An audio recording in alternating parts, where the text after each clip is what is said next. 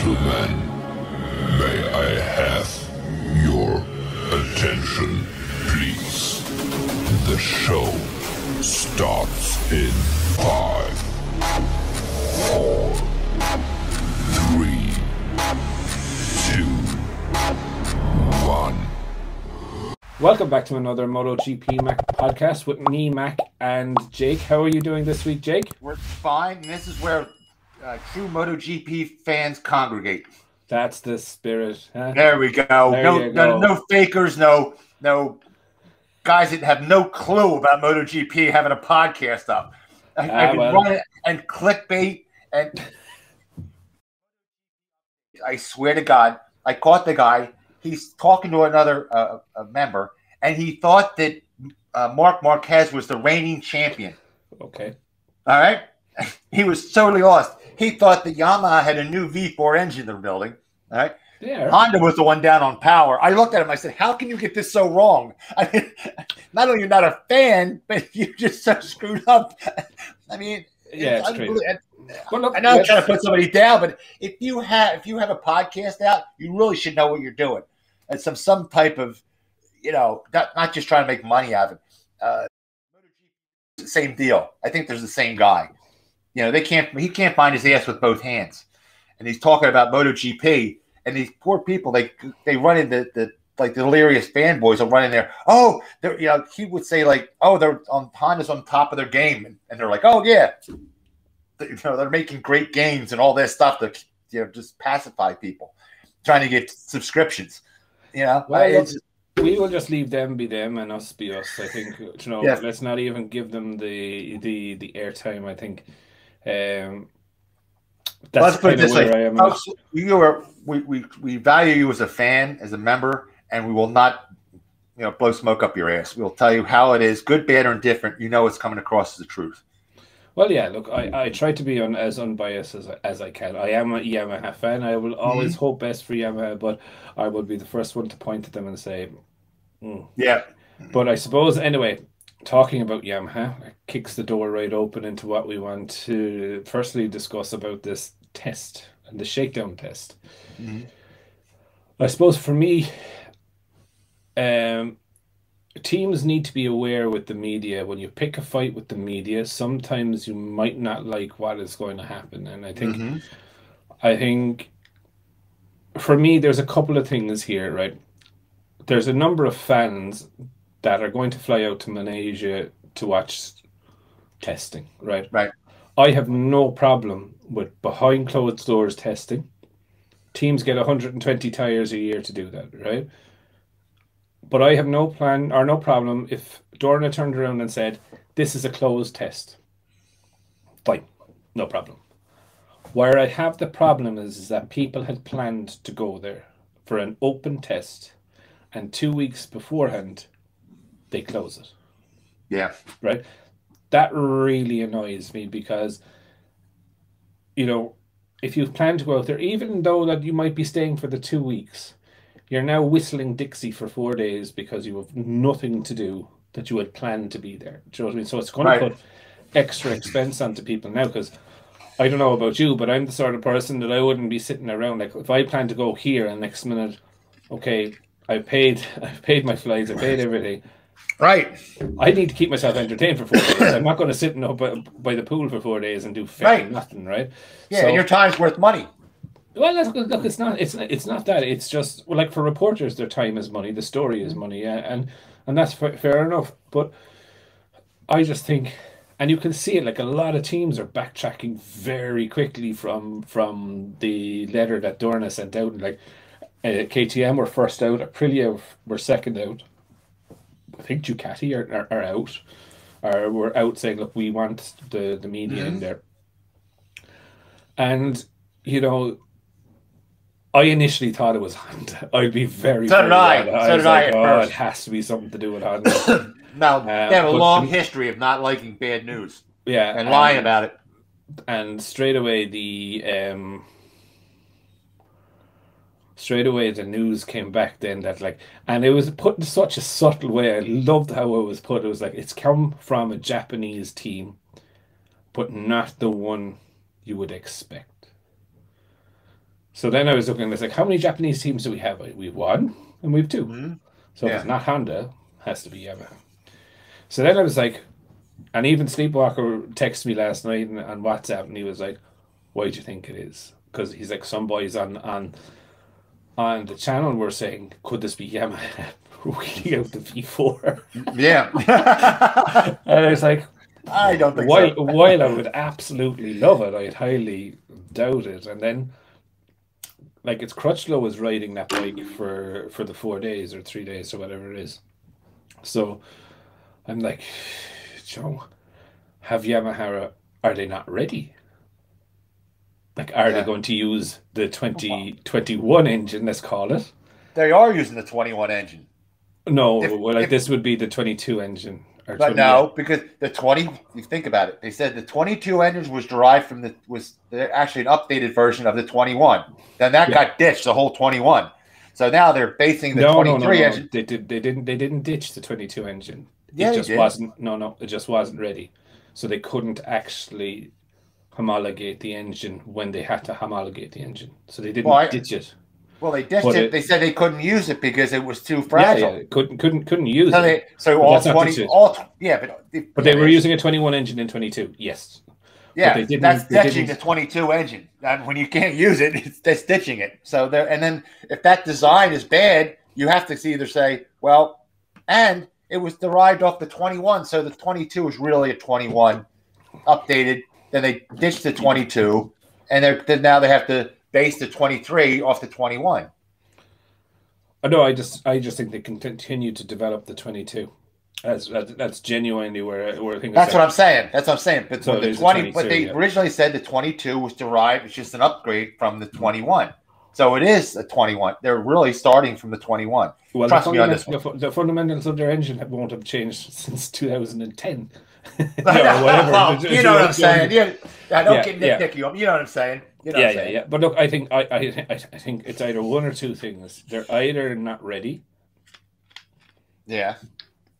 Or I think they're either not ready or there's an issue.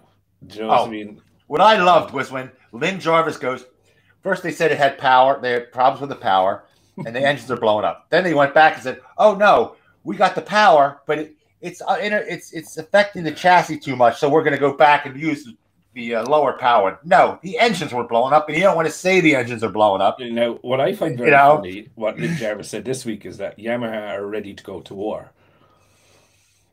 What is that like? What kind of war is that? Was that like the Falklands War, or I don't know? Like 2 days? Is a war of the buttons or something? Anyway, but it's for me, I think, I was just a little bit worried when he said that. You know, like they came out with the camouflage kit designed by Aldo Drudi, which is across all racing Yamahas now, all factory Yamahas, so it's not just for the MotoGP. Okay. The Yamaha motocross team launched yesterday, I think, and it has the camouflage stripes as well. They're like, oh, here we go. Do you know what I mean? So next R1's coming out and R6 is coming out, will have the camouflage colors probably. The camouflage. The camouflage is when they're running in the mid-pack, the cameras can't catch them. They won't see it and be embarrassed. I think. Now, look, I'll be very honest. I think the camouflage looks fast. So I think that's the aim that they're going for. Even if it's slow down the straight, it'll look it's going fast. You know, but look, I think it's a branding exercise. So when I look at, I suppose, how Yamaha are going to do, I'm very nervous for Yamaha this year.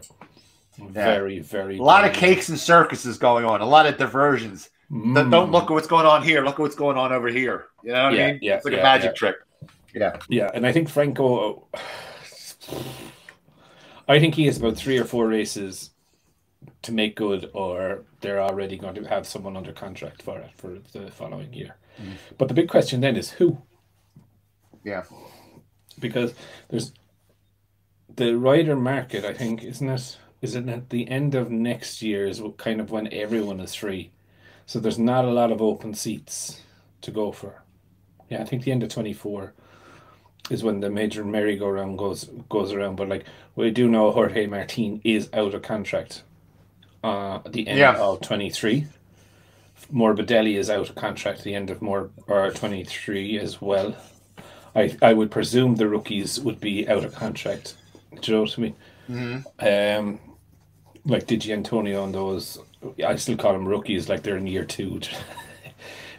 But yeah, look, I think, yeah, I'm very nervous about Yamaha. If I'm honest, I'm just not convinced that they're actually in the fight or going to be in the fight. I think Fabio will.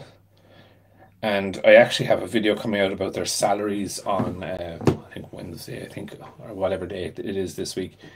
And it'd be quite interesting. And like it does give a massive vote of confidence to, well, if we pay him his salary or this salary to ride the bike, then we don't have to worry about the development cost. Yeah. Do you know what I mean? Even if he does get a performance bonus out of every race, just say it still won't cost anywhere near of redeveloping or doing a major development on the bike. Yeah, that's how we do business in the race team. It's not how you do it, is it? Yeah, no. And look, that's one of the things I do admire Ducati for, is that they've made a bike everyone can ride. And like, I still think that's the way to go in racing. Like when you look at it, like Joe, like a rookie can jump on a GP22 and be competitive. Yeah, like I say, it's down to engineering. They're just stronger at engineering. Honda's gotten weak, or they've never been, you know, and Yamaha, Honda's weakest one in engineering. Yamaha just got caught between, they're stronger, but they got caught where it's a dead end. The inline four is a dead end, so no matter how strong they were, you're stuck. But have you heard that Honda have signed the head of Suzuki, Ken something? I think. Yeah, Ken. They weren't that strong either. Yeah. Japanese were never known for being real strong. Well, now engineers. Mr. Clipboard apparently is fairly on it. To be fair, really, right? it's an exception to the rule. Something he's an exception to the rule. Yeah, like he's really diligent on it. But you know, still, it's like, when are you going to see the impact of his work? You're not going to see the impact of his work till next year. So minimum. Yeah. So yeah. So look, what is interesting, and again, I suppose that's does ring out true as well for KTM with the Ducati guys going over, that you won't see the real impact of it till probably 2024. But sorry, put the cigarette out. All right. But yeah, you won't see it till 2024 really. But I guess the only difference with KTM that I see is that the fact, and I suppose this is true with the guy going, which man Ken going from Suzuki to Honda, he has the riders there that know what good feels like. So yeah, but he's trying to talk to them. Marc might actually be a little bit out of the picture, because Rins and Mir will know exactly what your man is talking about, whereas Marc, in that case, yeah. You know? Now, I still think KTM would be in a stronger position because your man is higher up the food chain. Do you know what I mean? Where the engineers are a little bit lower, and they're there with the bike. Do you know what I mean? So, so I think like something that Jack would translate to them would make sense very easy. But saying that, you know, I'm never one to like any devices that make a rider's life easier. Do you know? Yeah, Grandpa. There we go. Yeah. Well, look, I just think these guys are the best guys in the world. They should be able to fucking handle it. Yeah, but there's a point where it stops, where you go, okay, unless we get a monkey that has reflexes twice as fast as a human being, there's a point where you have so much horsepower and they're going so fast that, you know, you run out of, you know, even an alien runs out of reflexes. They do. Yeah, they do. That I'll do it with my hand in my ass and my that's just old news. That's not going to happen. That's just riding, baby. Do you know what I mean? Now, the ride height, by the way, the ride height is all because of They took out active suspension, and then they had to come up with something different. If they had never banned active suspension, the same thing that's on our street bikes, you wouldn't have ride height.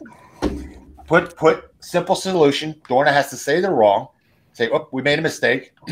we jumped the gun. We'll put active suspension in everyone's ECU. It's all fair, right? Because they all have the same ECUs. Mm-hmm. And right across the board, everybody has the same equipment. You don't have anybody have with ride height problems. It's all done with a computer. Done. Simple. The only stumbling block is, Dorna has to swallow their pride and say, "Guess what? We were wrong." Come on, let's. Yeah, that's the tough part. I'll give you that one. Yeah. So just kind of bring this or close this loop. So there is talk for 2026 or 2027 that ride height devices, now not whole shot devices for the start, they'll stay. Because Honda has the best one. Yeah, the rear ride height device will be banned. Mm-hmm. And look, I don't like I don't like devices that make things easier. I don't really like devices that make things easier, but I don't mind devices that make things a little bit safer. Okay, Yes. and and this is where I would kind of I see the more benefit safety wise than performance wise, even though that it's there for performance. Mm-hmm. Right. I see it like it stops high sides on the heavy corners where you're coming out, you're full throttle. Yep. You need the bike to sit down and be steady. Better stability under braking. That's fine. Also, but I think when I look at why front ride height devices were banned, here's where I start to have little bits of problems. Like the front ride height device was banned because there was no road bike relevance. that's bullshit. Okay, that's what the 5 out of the 6 teams decided. We know that it was down to they didn't want to spend 10 million. Yeah, right. They were behind. We know that they didn't want to develop it, and this does happen in a lot of motorsports. Like as I said in the video of the ride height ban, the DAS system in the Mercedes Formula 1 car, if you can imagine, right? Mm-hmm. It changed the camber of the front wheel. So your man would be driving along in the car, right? He'd come to the straight, he'd pull the steering wheel back, and it would tow in the steering wheel or the wheels, right? And it would heat up the tires. So after a safety car or something like that, or at the start of the race, their tires were at optimal pressure and temperatures for the heavy braking down into turn 1. Clear advantage. Only used for kind of one purpose, do you know what I mean? Yep. And instead of everyone going away and designing that, which is only a small thing in a holistic view of the race, right? They just banned it, right? Do I like it? No, I think everyone, again, there's a safety thing that no one would have cold tires at a restart, right? But where it catches me now is that I understand that it may not have relevance to a road bike, which is fair enough. Okay. But then when we look at carbon brakes, slick tires, the transmission, the Honda transmission, the seamless shift gearbox. Name a road bike that has a 750,000 euro gearbox in it, right? There's not one, right? And let me tell you, to have it just because it's going to go into manufacturing is not going to cut that cost down to where it's viable to put it on a road bike. No. Now, then when I even look at it then even further, right? The rear ride height, by the time we get to say 2026, it's already going to be 10 years of development of exactly. What is the point in throwing that away? Do you know what I mean? And every time Dorna is a good, I'll give him kudos on one thing. They're a good promoter, but when the promoter should not get into the performance of the bike. Now I know it says they say, oh no, that's FIM, but FIM and Dorna are in the same bed. It's one half dozen of the other. Let's not kid anybody. Let's be realistic. So if Dorna just gets their paws out of performance always finds its same level.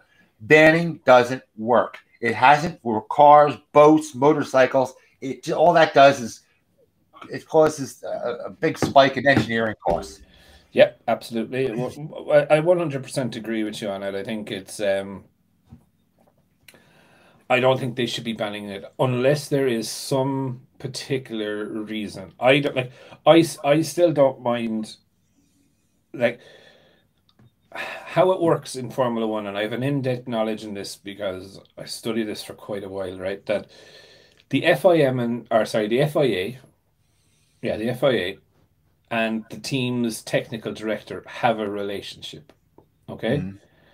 And if you are going to put something on the car, you have to run it through the FIA.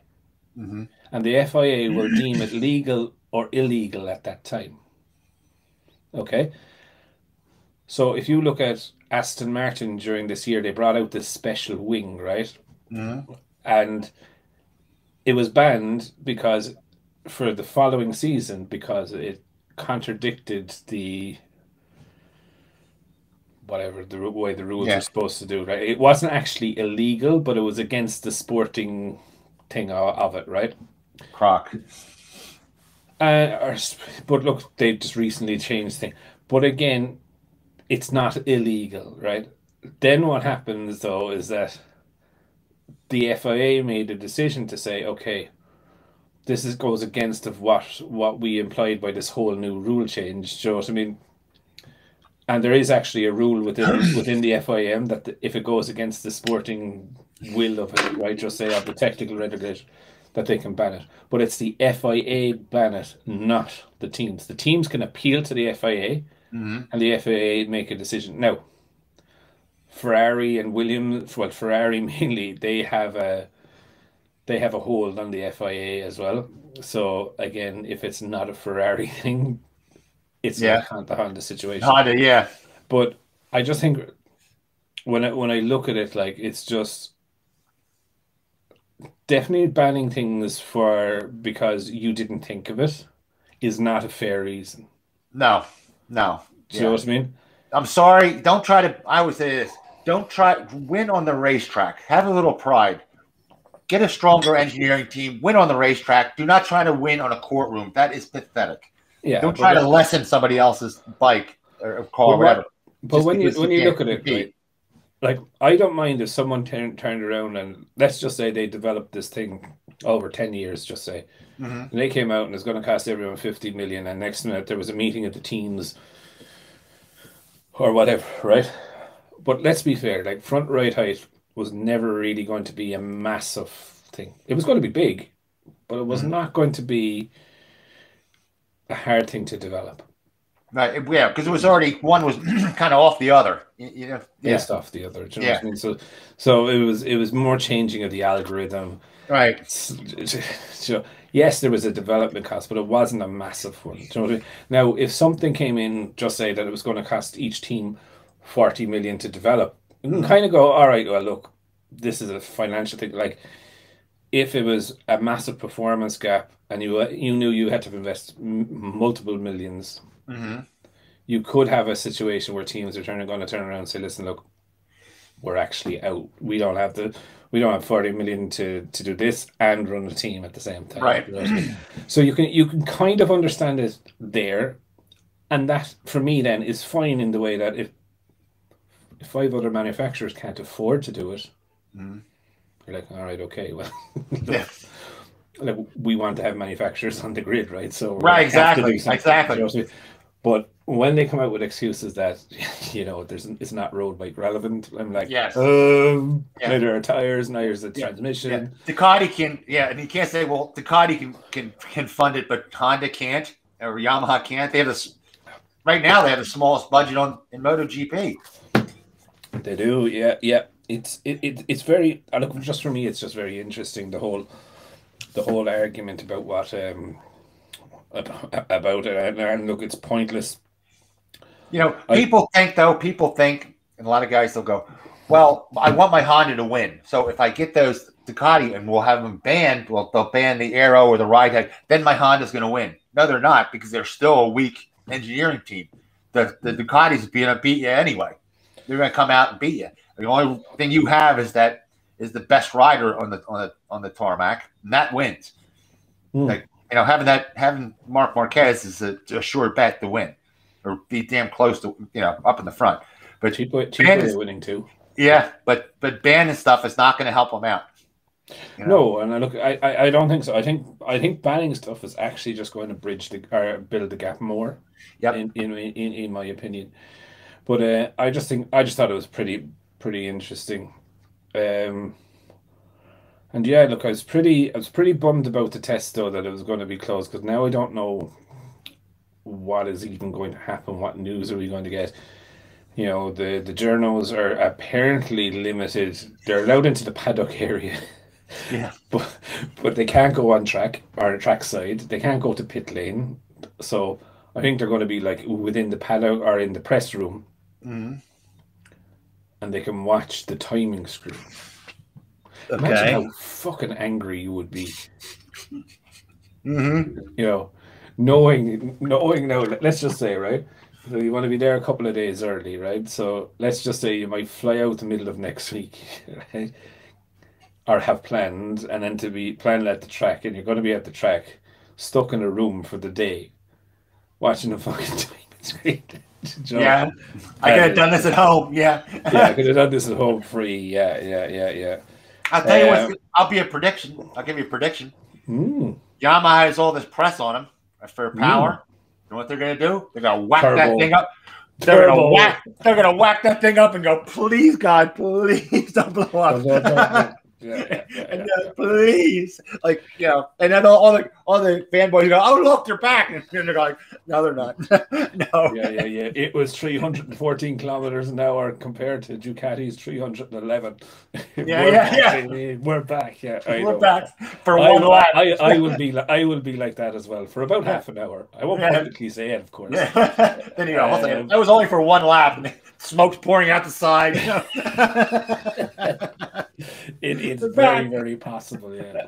But look, I think the test is going to be really interesting, and a lot of people were like, "Oh, it's only the test riders and whatever," and I was like, for me,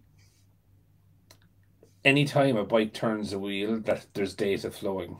Do you know what I mean? And you can afterwards look at a test rider and say, okay, for 6 laps, he was close to pace. Do you know what I mean? So, like, if he was on his last time if he was like 1.8 seconds slower than Pecco, just say for instance, you can kind of gauge where the Ducati is going to come out when the boys turn up the wick and have a crack off it. Like, and secondly, right, you know, people are saying it's only testing as well, and I'm like, listen, they're not going to go flat out, right? So that's not what we're looking, right? We're looking right now to see what is the changes from Valencia to here. What are they working on?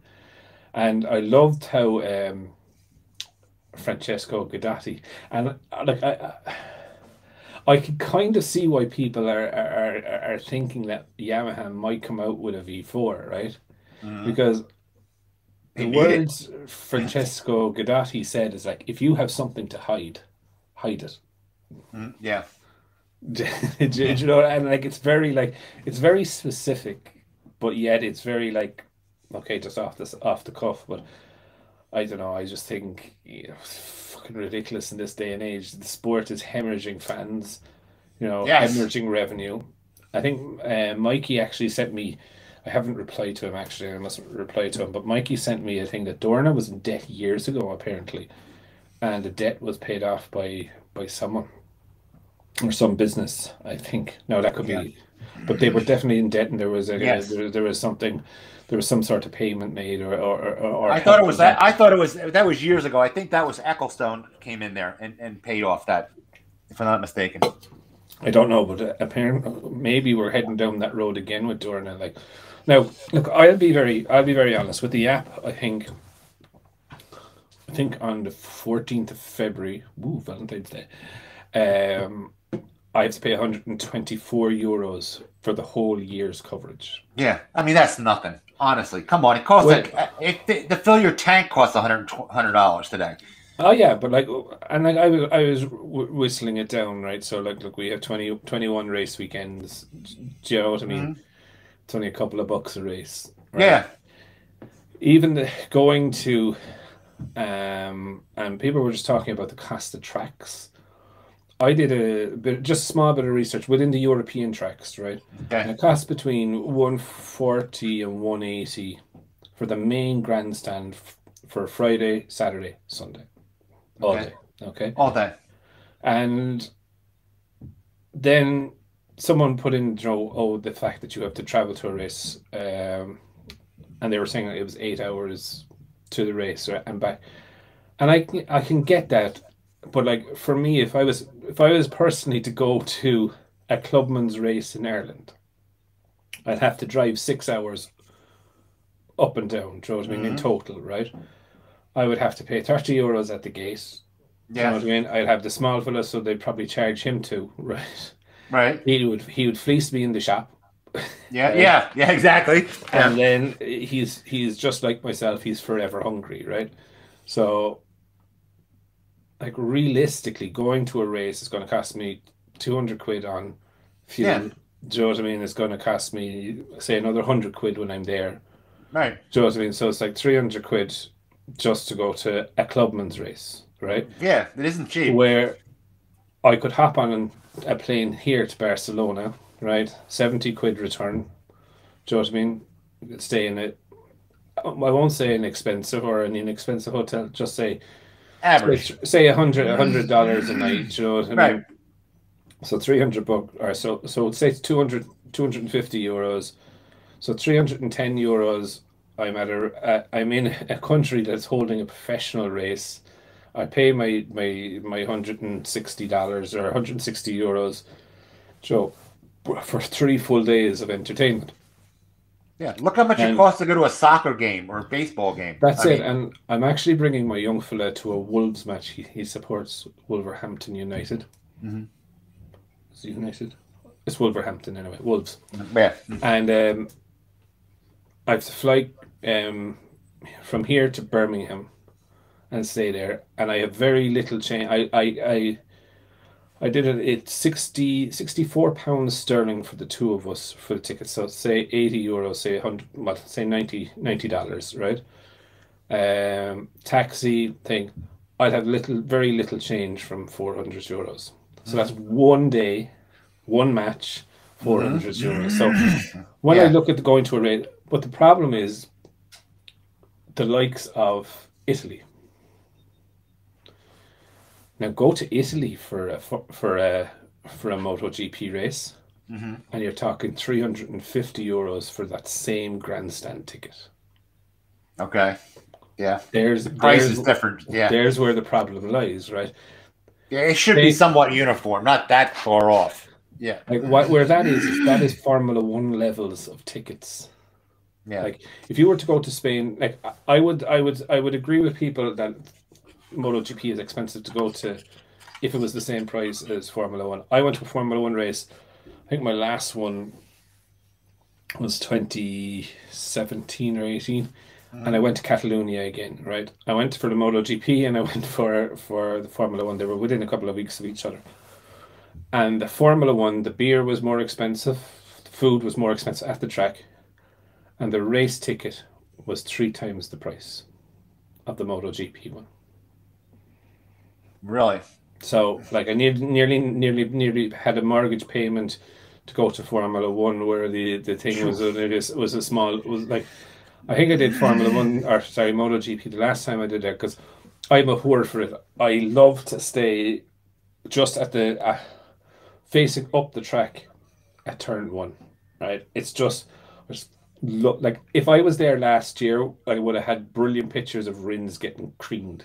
Do you know what I mean? And like for me, that's €90 for the weekend, so €30 for a full day's entertainment per day. Yeah, I'll tell you what though, a new member of ours really made up a good point. He said, "You know what? Everything's going down. The memberships are going down for the viewerships. Is that the base problem is, like, parents don't buy their kids mini bikes and stuff like that. They're scared to death. I don't know how it is in Europe. But my God, the kids are running around. Everything has to be an organized sport. Nobody picks up a ball and has a sandlot game because, it's so dangerous, right? Yeah. They got to grow a pair of balls and say, listen, they're kids. They're going to fall. They're going to scrape their knee. They're going to do that. You know, they're in the dirt. Your dirt bike isn't going to kill you. I mean, yes, it can. you know. Can, But yeah. a lot of things can kill you, you know. Yeah, look, I think I think that's fairly spot on. I think now, look, there's always the edge cases, and where I see things, I suppose, is that so now the this kids thing, get fat and get cholesterol in their veins watching video games 24/7 and turn into mush, and then they get high all day when they get older. They have nothing better to do than sit there and get high. I think, I personally think that there's a little bit more to it than that. I think people nowadays, like when I was young, my dad worked, but my mum didn't. My mum raised the kids, and that was how it was, right? So that's my what mum was bringing us here, there, and everywhere. But then what happened with that was that we were fucked out the door. Do you know what I mean? And come back when you're hungry, go play, don't fucking annoy me, right? Yeah. Like, nowadays, both parents are working. Do you know what I mean? There's sitters, there's all of this stuff, and it's the family time or the family get the fuck out of the house and go find friends. That doesn't happen anymore, right? Yeah. So like when I started riding bikes, I crashed a Honda 50, right? And I went home. My mother didn't even bat an eyelid, even though that I'd road rash up the fucking side of me and across my arse and whatever, right? But nowadays, the babysitter who would have been minding me back then would be explaining, this is what happened. First they take you to the hospital, the emergency room, okay, for scrapes, you know, and all that bullshit. And they'd be sitting there for 6 hours, and then it'll be yeah. But I just think it's the fan type has changed, and like you see this in all sports, right? And I don't know who would know anything about GAA here in Ireland, right? But I was a big GAA player, so I used to play hurling, right? Which is a great sport where you get on the pitch, you have a small little ball, which is a slitter. There's 15 of you, and you actually go to fucking war. Like, do you know what I mean? Yeah. Like, there's no shin guards, there's no pads. When the men were men and the sheep were scared. Exactly. And, you know, when the ref wasn't looking, you'd flake your man with the hurley, like a nice hockey stick, but just a bit fatter, right? And, like, there'd be no whining to the ref, oh, you hit me, do you know what I mean? Or dive in, or what this. Like, if you were down on the ground injured, right, you got to be either injured or dead. It's, do you know what I mean? Because your coach would come over and roar at you. Because you're leaving the other 14 of them down. With you being down on the ground. You know what I mean? Very, very different. And, you know, nowadays there's all helmets on them. They have to wear shin guards. You know, it's... My buddies and I, we had a sandlot game, and we actually played the champs for the high school football team, and we beat them. We beat them to death. It was like the longest yard, that TV movie. We're smashing with elbows, broke a guy's nose. I'm like, yeah, come here. I was so good at noses. Yeah, got it right. You grabbed by the back of the head. But I just, but you went back and played. You went back and played. But that's where the I think someone did mention that, you know, like old fans versus new fans. New fans, well, not new fans. I say they're during the Rossi years, there was a lot of fans that came into the sport, and what I would call them would be kind of more recreational fans than fans, right? Right. And they were watching this person, do you know what I mean? And Marquez came along, and they were watching, do you know what I mean? And it brought more recreational fans that enjoyed watching a race, but didn't really care about the politics, what goes on, the nitty gritty within the other side of the racing, let's just call it. And, you know, the race ends, and on TV, they watch it on TV, or they go to the race ends, they switch channel, and they put on the football match. And then now they're interested in football. Do you know what I mean? Yeah. And what tends to happen is that when these accesses then are being put behind paywalls, and you're not really, like, you're interested, but you're not going to pay for it.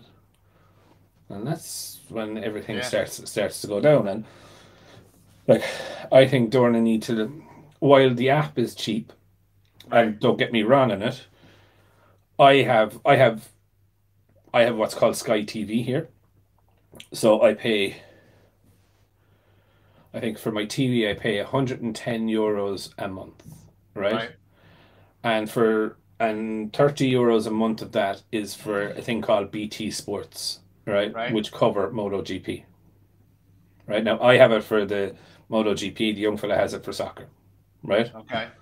And basically, you know, it's an extra subscription onto a subscription thing already. Yeah, right. So we had that here too. So I can get Formula One on Sky Sports in the normal Sky Sports package, right? Right. And they have a dedicated channel to F1. So anytime I want to watch something about F1, I can go on there. Anytime there's a race, practice session, whatever.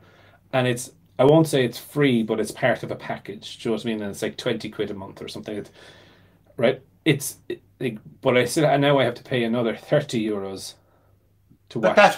But that's good because you get soccer and you get the Formula One and you get the MotoGP. Here, you don't get any of that. I get half of the MotoGP races, no World Superbike. I pay $400 a year for that extra subscription. Yeah. And like I said, I get half of the MotoGP races. That's it. And you're lucky if you get the half. Yeah. And it's but again, I suppose if where people are looking is like that paywall on the general population of TV needs to come down. Yeah, it does. It does. Like if I look at it, right, even if it's more expensive. Let's just say myself and my young fella, we have half of it each every month, right? So €15 every month. It's still more expensive than the app. Yeah, it is. It's always more expensive than the app. Yeah, do you know what I mean? Even at that, but I know Sleepwalker has no interest in soccer and whatever, and he has sports. Yeah, me neither. Yeah, I could care less. And it was still it was costing him 360 quid or something a year sterling. Right? And now he's looking at the app and going, well, I'm going to give the app a go this year because it's half the price. Yeah. For me, it's it. I get twice. I get the MotoGP and the Superbike for like $200 versus $400 for getting half of a MotoGP year. Yeah. You know. Oh, by the way, as lead in, I got my H2 back from my dealer, and this episode is brought to you by Montgomeryville Cycle Center in Hatfield. They're the biggest MV dealer, biggest Ducati dealer, and the biggest BMW dealer on the East Coast. They cover Kawasaki, Honda, and that's it. And those two, and they're just a really good dealer. I mean, the service is phenomenal. Dan, he's the service manager, nicest guy in the world, brings you right in. They do their work is excellent. They don't screw around. They don't screw it up. You don't have to bring stuff back to them. Very good. Yeah. You got your H2 sorted, didn't you? The timing chain. Yes, the timing chain. I had a recall for the timing chain. So I was like, ugh. Good thing they caught that. Yeah. So much for Japanese never break, you know. Oh yeah. Yeah. If they do when you write them. And they watch us every episode, by the way. They're big fans. Yes, they see us every episode. Yeah. And Dan races. He races in Moto America. He races. Is he? Yeah. Interesting. I watch Moto America sometimes on YouTube, actually. No, but I had to give them a plug. They're really good guys. See, guys, people, you can fund us cheap. All you got to do is send us T-shirts. That's great, and we're happy. Talking of T-shirts, I've ordered you a T-shirt. All right. It's not bright pink. Oh. I fought the urge. You have no idea how I'm fighting the urge, but so hopefully that will be on the way. The T-shirt I would be one ugly broad, wouldn't I? I tell you, can you imagine? Oh my god, yeah. I suppose it's kind of interesting. I was kind of looking down the other night, and I was like, I know we talked about the Aprilia guys, right? And I'm really, really, really worried about Maverick. Really, I have a feeling he's going to go off the backside.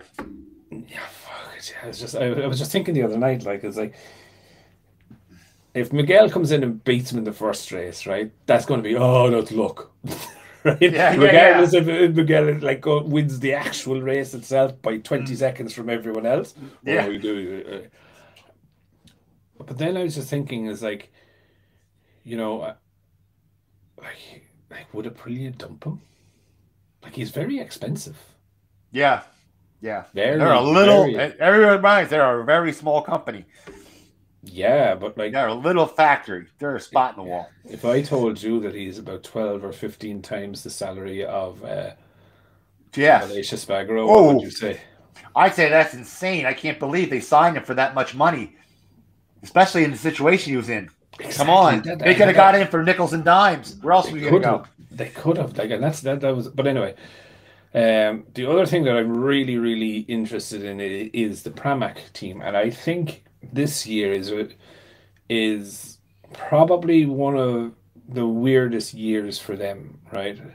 We know Jorge Martine is spitting the dummy big time because he didn't get the position in the main factory team, which is fine. And look, you can say that a rider is not passionate, right? Like, he's pissed off. He wanted that seat. He didn't get it. He's a little bit upset. He's still young. He's making comments of like, nah, nah, nah, nah, nah, right? And he's like, well, I'm going to. So for me, like, he is a big threat to leave. Yeah. Yeah, his speed is a great threat, but he has to finish the races first. He has to prove to me that wrist is not screwed up still. Yeah, well, I'm sure now, Jake, he's not going to be going home at night and say, I'm going to need to prove to Jake that my wrist is okay. Do you know what I mean? But no, I think you're spot on. I think he needs to be more consistent. He needs to finish races. He needs to show that he is the leader of that Pramac team for two reasons, actually. One is that if holy fucking war goes on between Bastianini and Pecco, Ducati may need to split them up, not have them in the same garage, right? Yep. So if he can show that he is leading the Pramac team, and I think that's all Ducati really were looking for last year, right? If he can lead that team as a proper number one rider, in my view, then that just drives his price up. Yep. Drives his chance, if something goes wrong in the main Ducati team, drives his chance of being brought in there. Yep. If not, he's out of contract the end of the year. So he's going to be negotiating his contract. So to get more money out of Ducati, even to stay, he needs to perform. To go to Yamaha or Honda or one of these ones, again, it's very simple in my view that he needs to show that he's a leader, and he also needs to drive his stock value or his price up. Yeah. And if he doesn't do either of those, then he will be on a minimal contract in some factory team. Yeah. Zarco, I would love Zarco to win a race, man. I would absolutely. Of course, you want to stand for all the effort he put in. Yeah, nice guy. Yeah, nice, good guy, but I think nice guys finish last. The edge is not there anymore. Do you know what I mean? I'm sorry. When you're in your 20s, your balls are this big because you can't be killed. Well, my balls are that big anyway now because I'm fat. Yeah. Like, do you know what I mean? But okay, that was a vision I didn't need. Anyway, but you're in your 20s. I literally dodge bullets. You got a gun? Yeah, so do I. When they invented guns, they didn't stop at one, asshole. That type of thing. Now in your 30s, then you have kids. You're like, okay, time to stop. I got something to come home to. Slow down. It affects you. It does. It does. Yeah. And look, it's not that he's not fast anymore. It's just I just think the ones that are now coming up, they're just super aggressive. They're and that killer instinct is just not there. Do you know what I mean? And like for me, an awful lot of that was proved. So when he didn't pass Pecco that time, he had the fucking speed to pass Pecco. Do you know what I mean? He could have done it safely. Do you know what I mean? And he didn't. And I'm just. I don't know if it'd have been safely. I don't know if I agree with that. That'd have been a close. He'd have been a close call that one time. I don't think so. I like he closed them very quickly. Do you know what I mean? He had the pace. Yeah, but but remember he come in. He had the pace, and then he went off the tire. Just the front end washed across. He fucking slowed down. That's why he went off. Yeah, Do you know what I yeah, mean? So, yeah. So I think that put the fear got in him and went, okay. Yeah. Well, look, I think my tire's done. Well, yeah. I think he's a company man as well, right? And I think. Oh, I don't think he's a company man. Oh, I think he is very much like. I don't think so. Boy, he was dicing with Pecco. I mean, inches. Like I could just, you could see the Gigi going, oh yeah, shit, what is he doing? He wasn't as leery as fucking Bastianini was when Bastianini was battling him. Do you know what I mean? Like Zarco was a little bit safer. Do you know what I mean? Oh yeah, yes. I mean Bastianini. I'm saying it's not. Oh no. Yeah, Bastianini's not. No. The only reason, and I tell you, the only reason that there was trouble in that, right? So everyone accepted, not to fuck with Pecco rule properly, except Bastianini. The only reason that Bastianini's manager and Bastianini wouldn't play ball was they were saying, okay, we will play ball, you guarantee us prize money for third in the championship. And Ducati had to say no. Because Jack was still battling for third. Right. Okay. Well, I thought it was because they said because we still had a chance to win. They had a very outside chance to win. A very outside chance, yes. But they said, we'll guarantee us third place, and we will back off. And they said no. They had to say no because, like, you had Jack still battling for third place, so they couldn't just say, oh, like, yeah, we're going to pay him. Now, when you find out Bastianini's salary... These managers got to stop trying to grab for every stinking dime. It's hurting the sport. I'm sorry. It is and it's not. Like, look, like when you find out his salary, how much he is getting, you're going to go, oh, for fuck's sake. What? He gets like $3 million. No, he doesn't. For who? You're talking Bastianini. Bastianini, yeah, doesn't get anywhere near that. Okay. Nowadays, he gets $3 million. Then he didn't. Remember that because he got a new contract. But his contract, I think, while it was Ducati supported, it was still a Gresini contract. Oh, all right. That changes the whole spectrum. It does. Yeah. He was never officially, I don't believe it was an official. I think it was factory supported, but not. It wouldn't have been like a Zarco contract or a Martine contract. But yeah, I think it's just really interesting what's going to happen there, and I think that team is going to be the linchpin to all the moves happening. Oh yeah, yep. Like, yes. I still wouldn't rule out. Totally agree.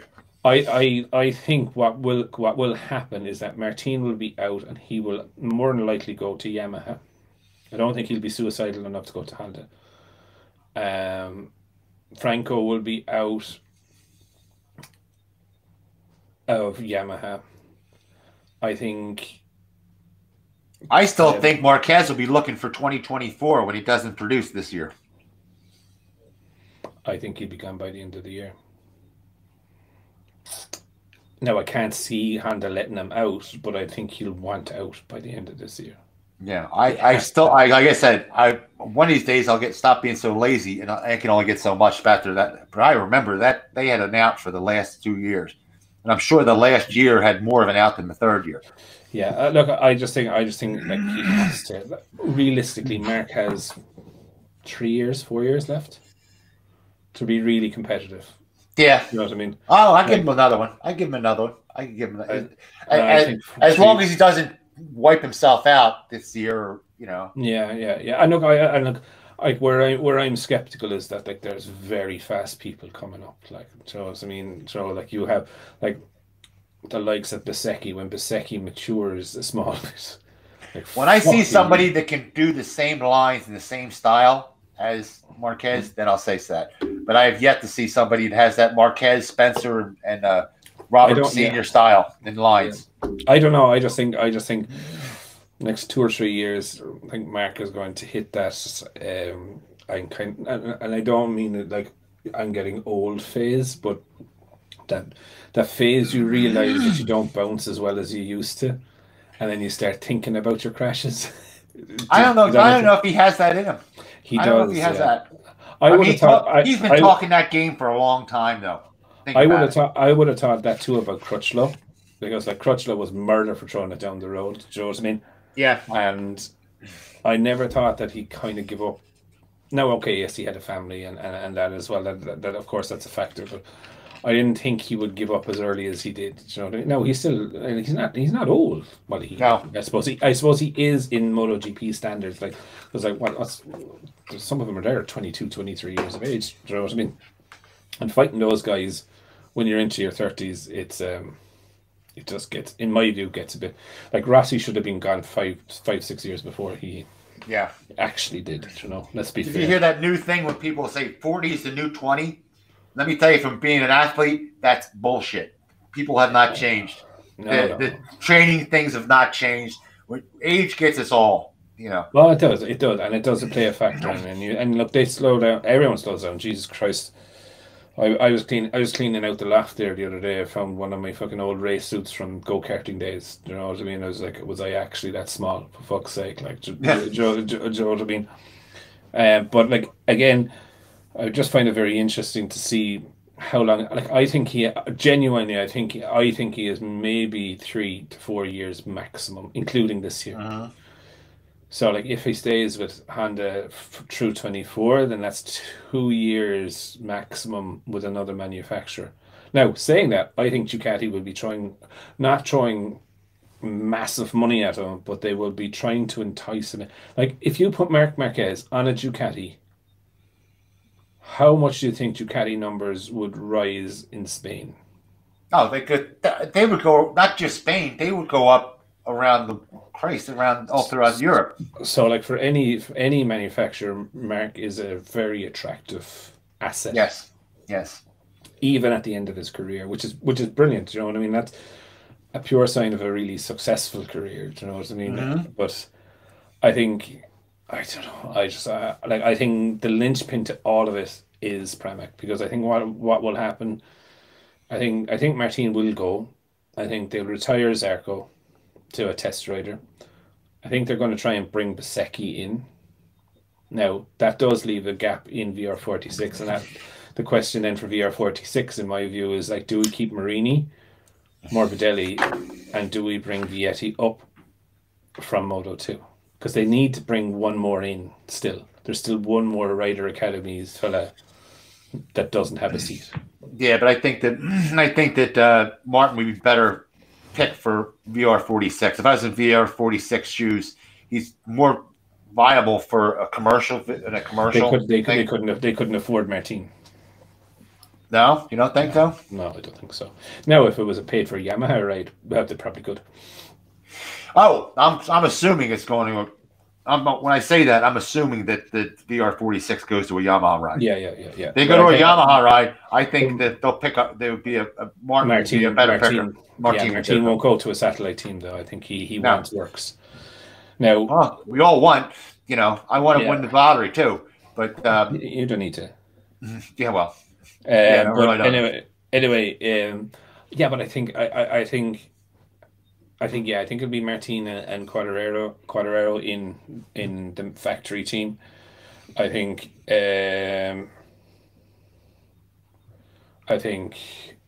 who else? I think Martine, and then I think the big question is, like, does Franco stay on the Yamaha within the VR46 team?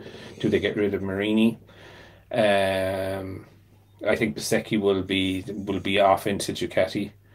Does Vietti come in there? And then I think, like, if that does happen, then I think they'll make a move for Marquez in the Pramac team. Personally, that's where but then saying that, right? This is something very, very, very. Someone actually mentioned it to me, because I was talking about someone saying that a satellite bike would never win the championship. Yes, they will. Yeah. Would Marquez go to Gresini? I think, yeah. He's been around. Year-old bike. He knows. Marquez knows that if he goes to Gresini, whatever he's on, he's going to get the same parts. He's going to is just as fast as Pecco, if not faster. He's going to get a carbon copy of the support that Pecco is going to get just from his name right there off the bat.